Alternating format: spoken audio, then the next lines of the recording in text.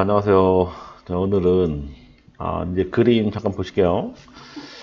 자, 전세 계약하려고 하는, 여기 오피스텔 있고, 전세 계약을 하려고 하는데, 지금, 등기사항 전부 증명서를 보통 보잖아요. 그런데 이 집이, 이, 실질 소유자가 임대인 이름으로 돼 있는 게 아니라, 신탁회사로 돼 있는 경우예요. 이거는 합법적인 명의신탁이라고 합니다. 그 신탁회사로 명의를 바꾸는 데는 뭐 여러 가지 이유가 있겠지만, 지금 이번 이 상담 사례 같은 경우는, 개인으로 소유권 이전 등기, 소유권 보존 등기가 돼 있다가, 비신탁회사, 여기 신탁회사로 소유권 이전 등기가 돼 있고, 등기 원인이 신탁으로 돼 있는 거예요. 자, 이게 신탁회사로 돼 있으면 전세 계약이 안 되나요? 불안하죠. 회사로 돼 있으니까 전세 반환 보증보험 증권을 끊을 수 있는지 없는지에 대한 그 여부가 제일 중요하잖아요. 근데 보통 은행이 소유자가 법인으로 돼 있다. 그러면 대출이 잘 안 됩니다. 예, 그 전세 대출이 잘 안 되는 거예요. 뭐 보증서 발급도 안 되니까 뭐 전세 대출을 은행이 해줄 리가 없겠죠. 자, 그래서 이렇게 지금 이런 경우에 이렇게 신탁회사로 되어 있는 경우에 근데 이제 여기 오피스텔이 금액이 나쁘지가 않단 말이에요. 그리고 뭐 자기가 이제 시세 비해서 좀 저렴하고 그다음에 막상 올라와서 봤더니 집도 괜찮아요. 근데 계약을 하고 싶은데 이게 신탁회사로 되어 있으니까 좀 찝찝하잖아요. 회사로 되어 있으니까. 그리고 또 은행에 전화했더니 은행에서도 대출이 안 돼요. 이런 경우. 자, 이거를 어떻게 해결을 하는지, 이게 이제, 소위 좀 부동산마다 또, 이게 또 분야가 좀 다른 분야이긴 합니다. 근데, 이거를, 해결하는 방법에 대한 얘기를 잠깐 좀 드리도록 하겠습니다. 그러니까 이 임차인 입장에서 하는 얘기인 거예요. 지금 제 얘기가 어디 뭐 부동산 얘기, 부동산에서 이걸 어떻게 해결해야 된다 이 얘기가 아니라, 임차인 입장에서는 어떤 걸 확인하고 어떻게 해야 되는지, 뭐 이런 거를 좀 보도록 하겠습니다. 자, 임대차 계약을 할 때요, 이렇게 보면, 어떤 게 있냐면, 자, 이게 명의수탁자. 이게 명의수탁자 임대차 계약을 할 때는 아까 명의회사, 신탁을 받은 회사가 수탁자라고 표현하거든요. 등기부상, 명의수탁자가 등기부상의 소유자가 동일한가를 보통 확인을 해야 되잖아요. 그래서 이제 명의수탁은 법리에 따라 대외적으로 적법한 소유자로 인정이 되는 게 맞습니다. 그래서 그거 행한 신탁 목적물에 대한 처분과 관리 행위가 유효하기 때문입니다. 자, 그런데, 어떤 게 중요하냐면, 이런 겁니다. 신탁회사는 신탁의 종류가 세 가지가 있어요. 세 가지. 관리 신탁, 처분 신탁, 그 다음에 담보 신탁, 이렇게 세 가지가 있는데, 이 등기사항 정보 증명서라는 걸 보면, 그걸 보고는 알 수가 없어요. 그래서 이거를 임대까지만 할 수 있게끔 해놨는지 아니면 매매하거나 처분할 수 있게끔 해놨는지까지를 확인하려면 신탁 원부라는 걸 봐야 됩니다. 신탁 원부. 신탁 원부는 인터넷 출력이 안 되죠. 예, 거기는 진짜 그야말로 등기부, 그러니까 등기소에 가서 신탁 원부 신청을 해서 확인해야 됩니다. 어렵죠. 일반인들은 어렵죠. 자, 관할 등기소 가서 발급 신청이 가능하니까 그거는 하면 되는 거고. 자, 그래서 신탁 원부를 통해서 임대 행위 시 주체가 누구냐에 따라서 임대차 계약을 체결하면 됩니다. 자, 이거는, 일반적으로 우리 인터넷에 나와 있는 얘기들이 거죠. 예, 그런 얘기고, 실무를 또 이제, 실무를 얘기 안 할 수가 없죠. 자, 일단 이렇게 해서 신탁을 왜 했는지를 생각을 좀 해봐야 된다. 명의 신탁을 이 오피스텔에서 왜 했을까요? 소유권 보존 등기는 임대인이 있고, 그 다음에 소유권 이전 등기를 신탁회사로 해놨단 말이에요. 그러면 이 임차인이 안전하게 이 집에 들어가려면 이 신탁회사가 반드시 남아 있어야 될까요? 남아 있을 수도 있죠. 그런데 그것보다는 더 안전하게 하는 방법은 이 원인이 뭔지를 봐야 되는데, 임대인이 이거를 등기하는 시점에 본인의 신용도나 아마 자금이 안 됐을 수도 있어요. 그래서 이 관리신탁으로 넘겨가지고 소위 이 이후에 그 뭐 전세를 하건 뭐 월세를 하건 이거를 이 신탁회사가 관리를 해달라 이런 의미로 관리 신탁을 맡겼을 가능성이 좀 있거든요. 자, 월세 같은 경우는 사실 큰 문제가 이렇게 되진 않거든요, 사실. 왜냐하면 신탁 원부를 확인해가지고 이게 관리 신탁인지 아닌지 그것만 확인해보면 거의 답이 나와요. 그런데 전세는 또 다른 얘기예요. 전세는 그야말로 금액이 크잖아요.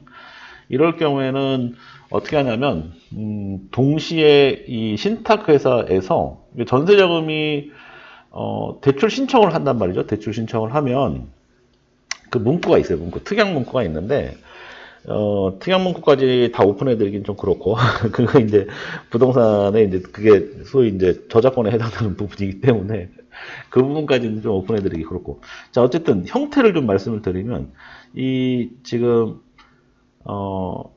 신탁회사에서, 그러니까 은행에서, 여기 위에 은행이 있다고 가정할게요. 은행이 있으면, 은행에서 이 임대인한테 돈을 이렇게 보내지 않습니까? 돈을 보낼 때, 그, 동시에 소유권 이전 등기까지 해야 되는 걸로 합니다. 자, 이거 신탁은요, 갔다가 다시 오는 거잖아요. 명의가 갔다가 다시 오는 거니까 취득세가 발생하지 않아요. 여기는 신탁회사는. 여기도 마찬가지고요. 내 거 줬다가 다시 가져오는 거기 때문에 취득세가 왔다 갔다 하지 않기 때문에 실질적으로 뭐 법무사 비용만 왔다 갔다 하겠죠. 그래서 은행에서 임대인 계좌로 돈이 들어가는 날 그 실질적으로 이거 그 신탁회사로부터 서류를 받아서 소유권 이전 등기를 합니다. 그리고 나서 그날 소유권 이전 등기 접수증을 은행에다가 처리를 해요, 보통. 그러면 그 접수가 된 게 이제 효력 발생이기 때문에 그 며칠 지나면은 이 임대인으로 소유자가 바뀐 걸 확인할 수 있겠죠. 그러면 그 이후에는 이 임차인이 1순위가 되는 거예요. 그러면 이제 이 임차인 입장에서는 안전하게 들어갔다 이렇게 볼 수 있는 거죠. 그죠? 자, 그런데 그러면 뭐 일단은 들어갔다고 치고 그런데 이제 그러면 내가 이제 전세 보증금을 이 임대인한테 준 거잖아요. 그러면 이 전세금에 대한 반환보증보험 증권을 받아야 될 거 아니에요. 그렇죠? 반환보증보험 증권이라는 거는 보증회사가 보증을 해줘야지만 받을 수 있는 거잖아요. 대한민국에 지금 보증회사가 세 개 있죠. 공신력이 있는 데가 세 개니까 그게 이제 저기 허그, HF, 그 다음에 서울보증 이렇게 세 군데가 있어요. 그런데 이 지금 제가 말씀드리는 방금 전에 말씀드리는 요런 그 형태의 동시 진행 건은요. 동시 진행해서 소유권 뭐 말소 이런 거는 모든 보증 공사나 회사가 해주지 않아요.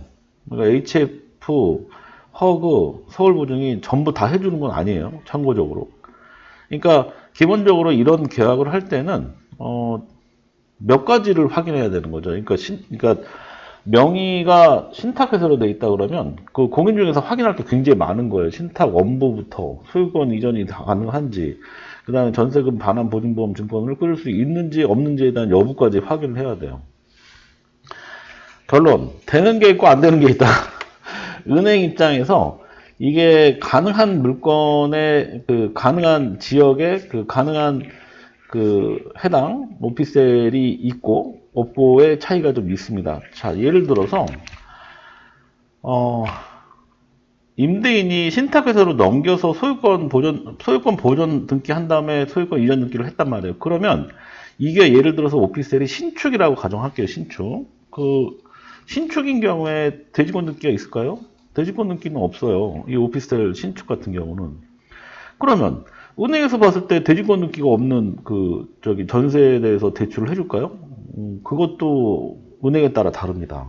예, 그래서 가능한 부분이 있고 가능하지 않은 부분들이 좀 있어요. 이거를 그 구분할 수 있어야 된다. 이게 소위 이제 부동산에 이제 어떻게 보면 약간 노하우 같은 부분이긴 하거든요. 그래서 제가 말씀드렸던 지금 그 몇 가지 임차인 입장에서는 그 몇 가지 확인해야 될 부분이 그 제가 말씀드렸던 그 한 세네 가지 정도 되거든요. 그 부분이 완벽하게 확실하다. 그러면 그때는 대출이 가능합니다. 네, 대출이 가능하면서 전세로 들어가서 안전하게 싸게 들어갈 수 있는 상황이 생기는 거죠. 이 처음에 전제 조건이 집이 좀 싸고 괜찮았다라고 얘기했잖아요. 그 왜 그러냐면 상대적으로 한번 생각을 해보시면 등기사항 죄송합니다. 등기사항 전부 증명서라는 걸 띄면 똑똑 신탁에서로 나와 있어요. 그러면 일단 보지 않고 그냥 제껴버리는 거예요. 이 집이 나가겠어요? 잘 안 나가겠죠?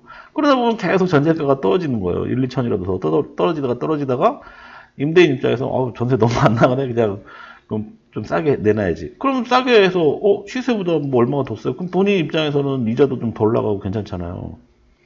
그런 경우. 그런 경우에 이제 이렇게 신탁회사로 계약을 하게 되면 임차인 입장에서는 좀 그 보장도 되고 보증보험 증권을 받을 수가 있으니까. 그리고 지금 말씀드리는 이 내용은 버팀목도 가능하고요. 청약 버팀목도 가능합니다. 그리고 안심도 가능하거든요. 그런데 보증을 해주는 건 다 다르다. 이게 중요한 겁니다. 그 부분을 은행에서 확인을 해야 된다. 이렇게 보시면 되고, 이게 이제 사실 임차인이 확인하기가 굉장히 어렵잖아요. 그렇죠? 그래서 지금 제가 말씀드렸던 4가지 정도. 그 대지번호가 있냐 없냐, 그 다음에 신탁을 동시에 말소할 수 있냐 없냐, 그 다음에 동시 진행을 하면서 소유권 이전까지 올 수 있냐 없냐. 그러니까 예를 들어서 신탁으로 그냥 남아져 있다 그러면 이거는 진행을 안 하는 게 좋겠죠. 왜냐하면 회사랑 하는 거니까. 이런 경우에는 동시 진행을 하는데 만약에 은행에서 대출을 하는데 이게 소유권이 안 넘어간다 그러면 은행이 대출 안 해줄 가능성이 높아요. 예, 그런 거. 어쨌든 그런 한 3-4가지 정도의 그 사항들에 대해서 체크를 하면 시세보다 저렴한 오피스텔에 들어가서 살 수 있다. 예. 이게 더 궁금하신 분이 있으면 그 댓글 남겨주시면 제가 그 어떤 데는 되고 어떤 데는 안 되고 이렇게 설명을 좀 드릴게요. 그런데 요게 이제 약간 그 부동산보다 약간 노하우가 있는 부분이니까 요건 이제 비밀 댓글로 쓰도록 하겠습니다. 자, 오늘은 신탁회사 명의로 되어 있는 오피스텔 들어가기 전세 계약하고 하는 부분에 대해서 설명드렸습니다. 감사합니다.